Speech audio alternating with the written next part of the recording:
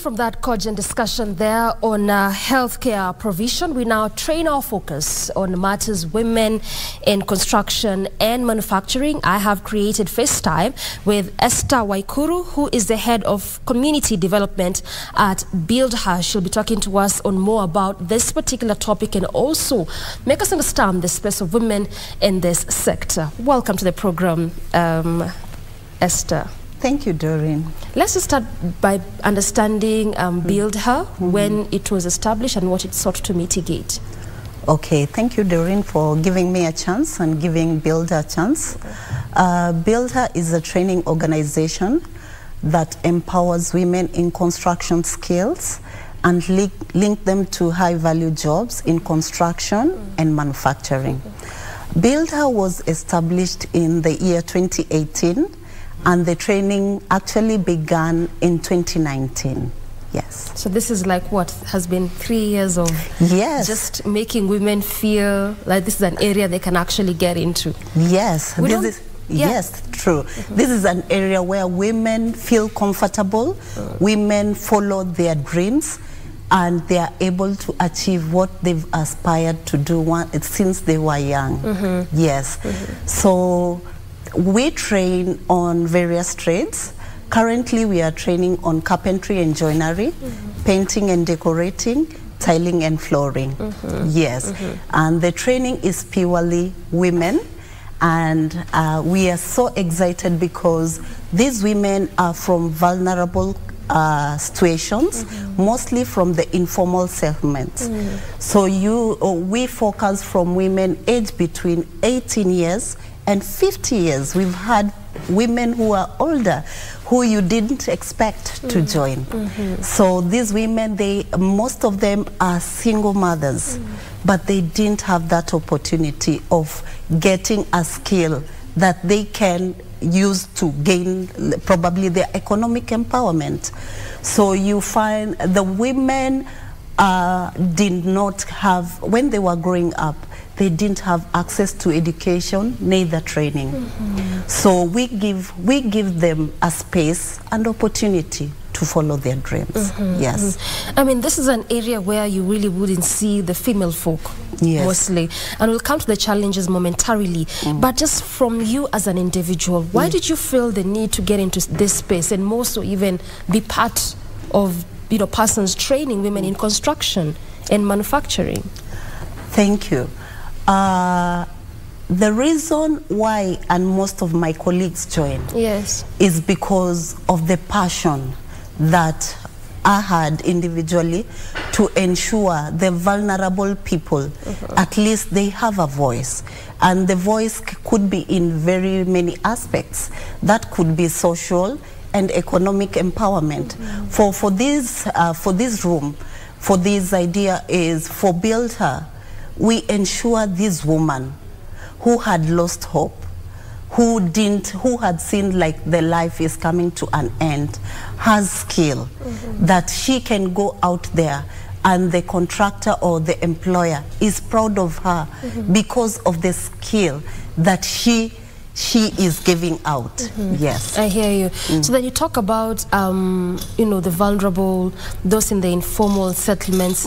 And I mean, when you look at this sector, we have just said it over time. You don't see women a lot in it. Some might even have been forced to study something entirely different, but their passion is in this area. So imagining you're not coming from the informal settlement, you're not coming from the marginalized area, but it's one of those things you really perhaps might want to do. Do you also accommodate, this set? Or, for starters, you're just really dealing with those from the informal setups? So when we opened our doors in 2019 for the women, it was purely on the women from informal settlements because of also the poverty levels that are there. Because these women didn't have access to education. But as time has gone, we found out even women from the peri-urban areas are interested. Probably you might think they are well off, but some of them even do not finish education. But you find they'll come to request to join. And what again I'll want to say, these are women who didn't finish education. Some of them dropped at standard 6. Some of them probably dropped at Form 1, Form 2, so they don't have a certificate for Form 4. So majorly, a majority of our women are from that target group. But we also have another number of women who finished college, but their passion is construction. So they will come and they will get that skill because our training is purely centered on hands-on. Yes. Yeah. I mean, it's quite interesting to hear you say that, you know, someone went to college, finished, but they came back. This was their passion. You really don't hear a lot of that. Yeah, true. True. It's not, I think it's the avenues that have not been there. Okay. Like I said, you find some women feel comfortable to do some skills because, as I had started by saying, Builder is the first training center and the only, for now, in Kenya that trains purely women. So you will find some of them will come and tell us, wow, all this time we've been looking for such a chance, but we've never had an opportunity or somewhere where we can come and do such a thing. That has been my calling, but I've been asking myself, where can I get that skill? So you find they join Builder because they've been looking for it. So you find women have been silently wanting to join, but they don't know where to join. So this is a high chance. I tell women, now it's your time to prove yourself. You can do it. Yes. It does not matter, gender notwithstanding. Gender notwithstanding. There's no career for gender. There's no industrial sector for gender. Very right. Because what we are doing, we are trying to integrate, not to say that when we go to the employers, we don't say employ our woman, employ this artisan because she's a woman. No. Because we ensure this woman has the skills. So we tell the employer or the contractor, this is an artisan who has skill. Because we've come to the industry to complement what has been there. So you find in the construction industry, the women are very few compared to the men. So that's why Builder, we are coming in to give room to the women to get the skills so that they can join the construction industry.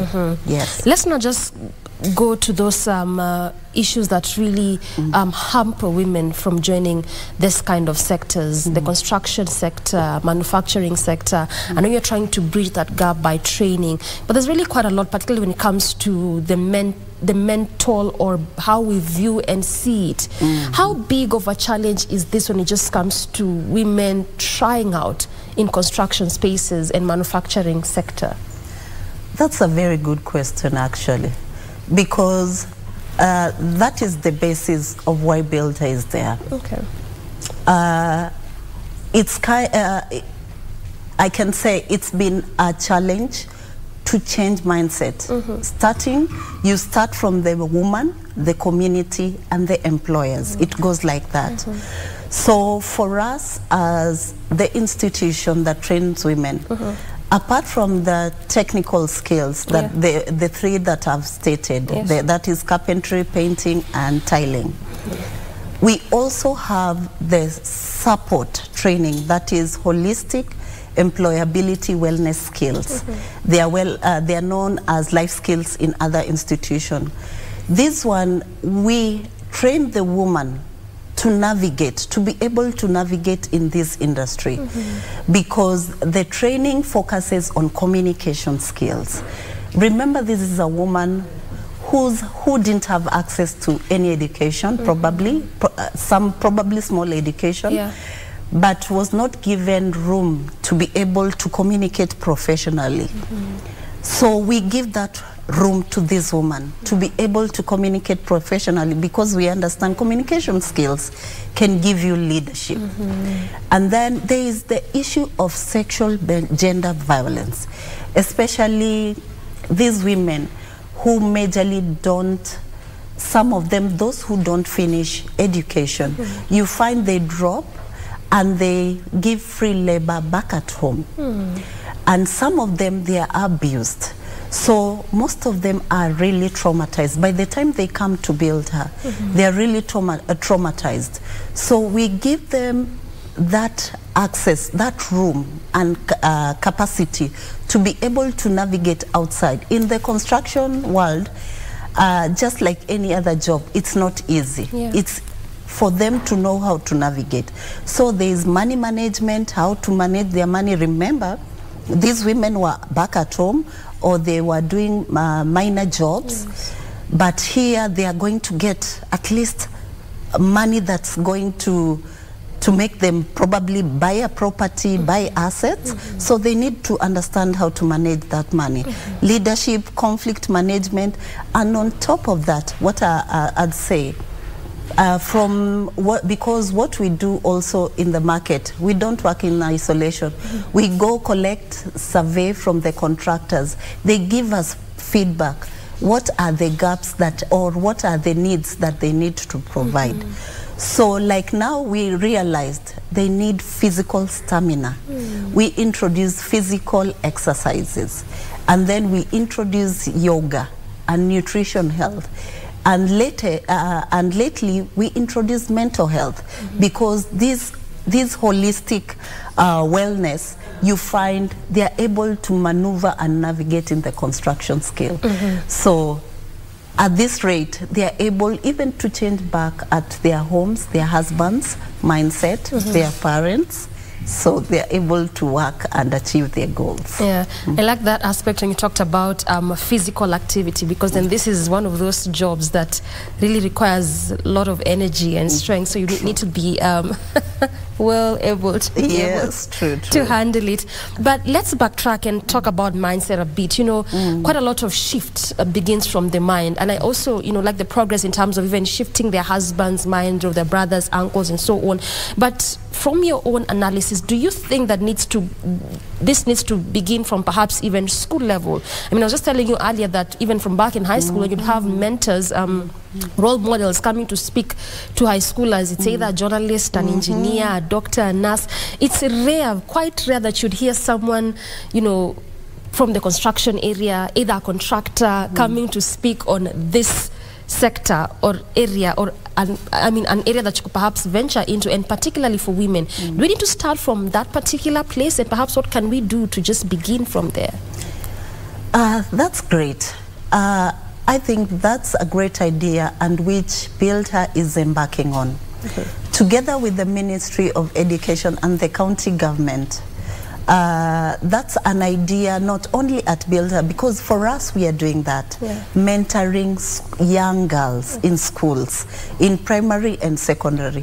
What I'll also amplify is it's good to have mentors, not only in Nairobi, for children when they grow up, they know this is a job, a skill that you can use it at your own home, that you can get money immediately. You learn, you start learning and earning.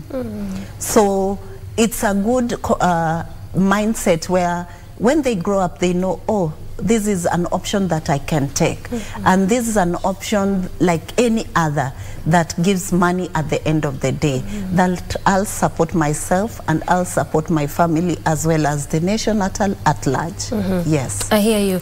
The Ministry of Treasury allocated 27.2 billion, I believe, in this current financial year to affordable housing. It is a matter that the previous regime was strongly, you know, for in respect to the 500,000 units. They barely even did half of that, but at least they did something in terms of progress. We laud that, because it was something compared to nothing. It is a matter that you've also seen this regime pick up, and should be like 5,000 units somehow by end of next year, somewhere there. And we have seen the president also just trying to launch projects here and there respect to, you know, issues of housing. From what you do at Build Her, is this part of also how women will be integrated into some of these projects, so that they can also feel like they are, you know, useful in society in respect to what the government is perhaps doing? Okay. First of all, I'll commend the government. That's a very good initiative, even to address the housing issues that is spread all over in the urban centers of Kenya. Yeah. So for this, I'll say, like Build Her, we are working very closely with the State Department of Housing and Urban Development. Okay. Actually, we had our first inaugural Women in Construction Conference last month, where we invited, the PS was there, and we also had the Deputy Governor of Nairobi, and we had the First Ladies from 4 counties, that is Nyamira, Marsabit, and they came, and we believe as Build Her, this is a step that we are taking to address that, because the women that we train, they can easily be absorbed by the housing project. And when I talk about the women we train, we encourage also the government to give avenues to women where they can use that opportunity to use the skills that they have, and also empower other TVET schools. Things like, what I could request is things like machinery and some tools at times to be subsidized, so that you find these training institutions they can afford for us to be able to match the world. For that, I can say, like Build Her, what we do, as I had stated, we collect survey from the contractors, and we collect also, we check at the gaps in the skilled labor. These inform us in the training program that we have. We ensure we have the current machinery that is used worldwide. So to be able to compete worldwide, it doesn't mean only we use the local, the materials that we found here. Even we do our research very widely to ensure that the woman that graduates, it's a competent woman, because this woman graduates after 12 months. Yes. You've just talked about give avenues to women. I'd like to pick your brains on just strategically, how do we do this? How do we give avenues to women to be part and parcel of some of this project, for instance, bearing in mind that we still have a lot of challenges that women face in this particular sector or industry, so to speak. How do we do this? So there are several ways to give avenues to these women. First of all is the one I've said, is capacity building them. The women should be aware of their strengths. And that's where we really support the women on self-awareness, to give them a voice. So when they go out in the construction industry, they are able to show their prowess, their skills. It's not a matter of giving that opportunity to that woman because she's a woman. Let the women show you, give that woman room. And I'm happy to state that the employers and the contractors that we've worked with, before they were hesitant. You have women who work, you want to bring women who work in the carpentry or the painting or tiling. How? There was that question mark. And then the next one was, of course, harassment. Men are not used in the site to have women. But later, together with them. Yes, but later we told them, give them an opportunity. And we are happy to report the contractor embraced it, because the women showed themselves. They are able to communicate. They are able, if there is something going wrong in the construction, they are able to know who to link up to. They are able to raise the challenges that they face. And I also want to say we have a placement department, a team of Build Her team that goes to check on trainees who have finished the 4 months. Remember I said they are 12 months. Yes. But they are divided into 3 fours. So we call it the 4-4 models. So the first model is where I talked about intense training at our training hub, and they also do internship. So it's so unique, unlike other training institutions. This one, you train, but you do internship within the 4 months. After the 4 months, you do placement. Placement is where you earn and learn. This is a very good opportunity for women because not everywhere where you go, you learn and you earn. You get at the same time. And then the 4th month is where we give you alumni support. Just building you, where did you like it most? What support, what capacity would you like to add on top of what you get? So you get, these women are able to raise their voices wherever they are. Yes. I like that. Well said. You just did mention that you work hand in hand with State Department. Yes. You've mentioned the ministry as well. And you're clearly also one from this particular sector. I'd also just want to get it from you. What would you perhaps give in terms of your own view so that then this does not become a project like what we saw?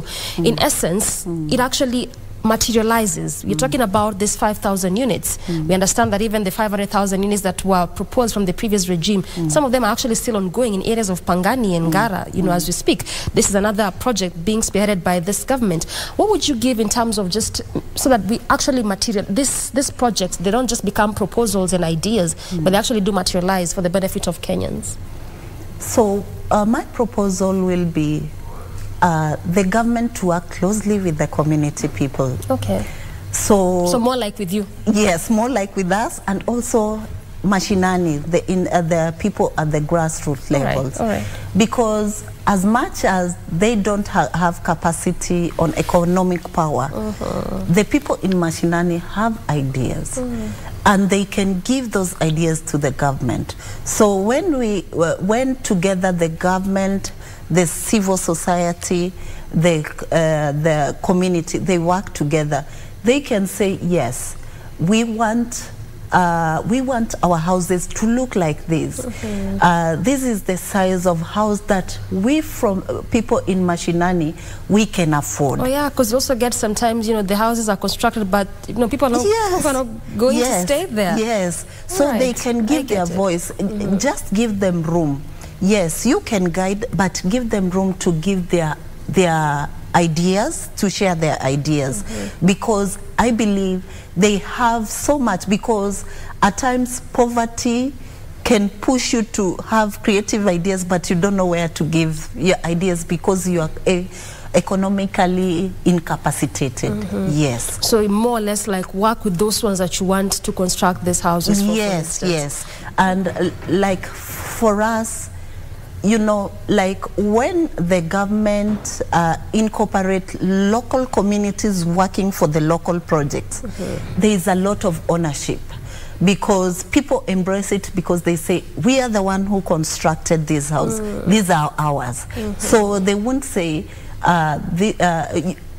this project was constructed by me, probably X or Y. So it's not or just ours. by the government. It's actually, we are together with the government in this. Yes, we need to work together. Okay, I hear you. I mean, 3 years down, what has been the uptake of women in this sector? Because you realize, much as you want to talk about shifting of mindset, it just doesn't happen pop.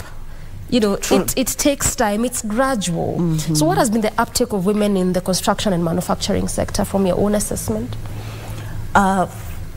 To start off, when we started in, let me start with Builder. When we started in 2019, honestly, it was quite hard because we had to go to work, and this really helped us. We had to work with local communities, CBOs that are rooted in the community. So to change the mindset, even at times, of women was kind of hard. But when we graduated our first cohort after 4 months, then what they did out in the field was something very good. This also attracted those who had wanted to join, but they were somehow 50-50, they were not sure. And then there were those who never knew that this is something they can follow. So you find, like now, we've trained over 350 women For this cohort. This is from when you actually? Yes, from 2019. Okay. Actually, for 2020 during the COVID period, we only trained one track because we closed. Yeah. But for now, you find we are recruiting for cohort 10.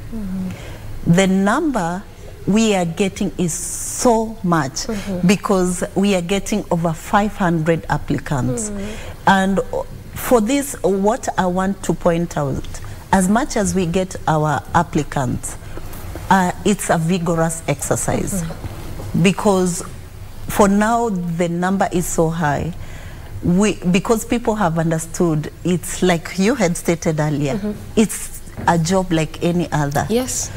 So it's vigorous. You have to show us commitment that this is your passion. We have to go under an interview of panelists that includes our partners, that is our peer partners, and also community leaders. Just come and show us, what do you want? What do you want for yourself, for your community, for the country?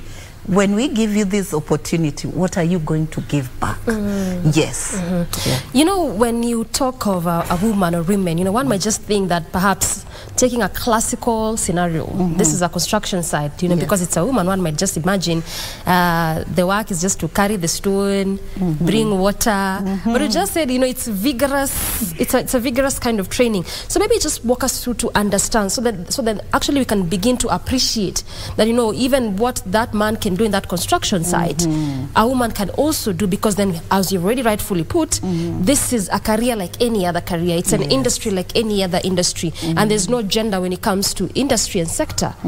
So what activities are this? Okay, so as I had given you the approach, the 4-4 model. Yes. After the 12 months, this woman is required to sit for NITA exam. Okay. These exams are accredited by the government. So they get grade 3 certificate. So when they join the industry, they are skilled laborers. So when they go there, unlike initially when people thought, when people see women inside, that's the work they give them. Carry the stones. Yeah, you see?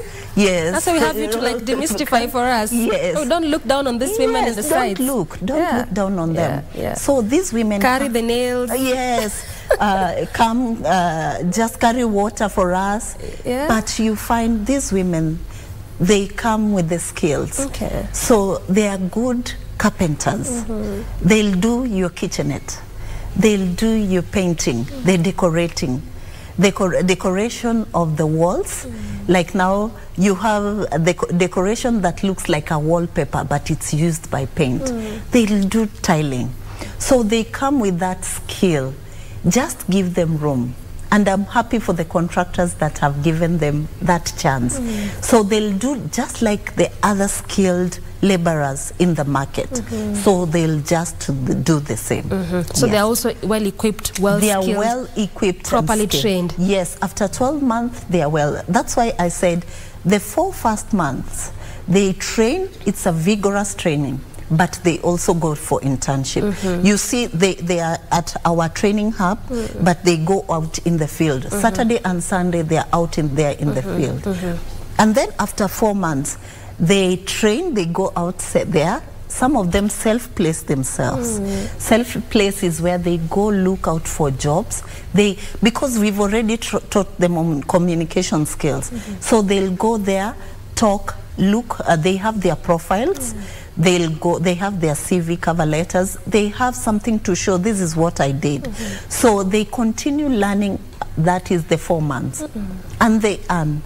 And then after the other 4 months, they continue, remember. So it's vigorous 12 months where they earn and learn. So when they go out there in the market after 12 months, they are able to fit in with the others who are already in the industry. I hear you. And you know, you've just picked my mind because I was just about to ask you, so then after that, how do they get these jobs? And is even the market receptive? Because it's one thing to equip, train, and ensure that someone is skilled in a particular craft. But again, because of the gender card and the gender question, like you're continuously saying, it's an area that is not fully embraced. It's just a slow uptake in it. But is the market even, you know, conducive for them to actually believe that a woman can be there constructing, you know, these houses for you? Yeah. So, true. We've had some who didn't know that a woman can do it. Okay. That is very natural because this is quite new. As I had said, it's a new area. It's a new area. As I had said, we are the first training center that trains only women. So you'll find some contractors who've never engaged women. They are at times receptive, but we tell them, or the women tell them, just give us a task. Give us a task. Just try me. Try me. Give me. If she is a painter, she tells the contractor, just try me. Give me a wall. I show you. Just tell me what you want. Scheming, all that. If she is a carpenter, she'll tell him, show me what you want. So whatever they do is what proves and changes the mindset of the contractor. And the feedback we get is very good. Because even during the inaugural, the Women in Conference Construction, Fundis in Construction, we had many fundis, many contractors who came and gave their testimonies on what initially they thought and what they are seeing now. Yes. I get you. And I mean, I can tell you for sure there's nothing as beautiful as when someone believes in your skill. I mean, good number of us are here because someone took a chance. Yes. Someone said, let me just try. They've said, let me try. Let me just try them. True. And look at how it is. Yes. All right, we have like 3 minutes to exit this space, and I wouldn't want us to do that without getting your mind, just as we did on perhaps what you'd recommend the state to do in respect to the housing issue. I also want to pick your mind on, you know, the construction site areas. Recently, we've seen buildings coming down, collapsing. Just the recent one, what happened in Ruiru. I mean, just when you look collectively between Nairobi, actually Nairobi and Kiambu, 4 buildings already in these 2 counties. So much as, yes, you're offering trainings and skills, what in your own assessment or analysis, what would you recommend we do to perhaps just reduce on this or end it altogether? Okay. Actually, that was a sad story, what happened recently. So what we'll request the government, at least, to do the due diligence. If there are building codes that are needed to be followed, let them be followed. The engineers, the architects, please let them do. So for us as builder, we empower our trainee to be aware of their health and safety. So actually we have a health and safety topic. So when the women are out there in the construction sector, we train them to be aware, to take care of themselves first. They come first.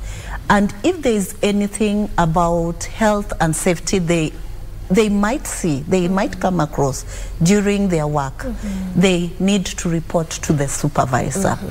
So, and that's why we have also the placement department that comes, follow them while they are doing their placement.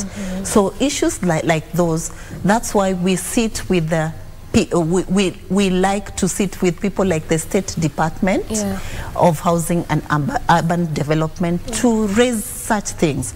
So our women are well equipped to take care of their health. But for the government, we request they do due diligence. Just go at the ground, look if the procedures are being followed, everything, the requirements are being done as per the books. Yes. And lastly, very quickly, Esther, there's plans to increase, women in the construction sector from 3% to 10%. How are you planning to do this? Just very quickly.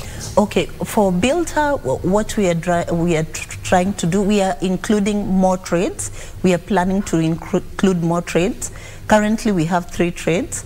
So we'll probably have gypsum training, and also another way of increasing the percentage in the construction is having more other centers in other towns and other cities. Actually, we had interest from Kisumu and Kilifi to start a Builder. That's in plan. probably in 4 or 5 years, that's where we are going to roll, and other cities. Yes. Yeah. Well said. And thank you so much for your time. Thank you a lot. Also, just Doreen. enabling us to understand the issues and challenges that women face in this sector and how we can perhaps increase the uptake of women in the construction and manufacturing sector. We appreciate that. Thank you. Asante. Asante sana. I have been speaking to Esther Waikuru, who is the head of community development, and Build Her, of course, talking to us about women in the construction and manufacturing sector. Good place to end this conversation, and ultimately, good morning, Kenya, from me and on behalf of the entire team. Asante sana. Till tomorrow, good morning.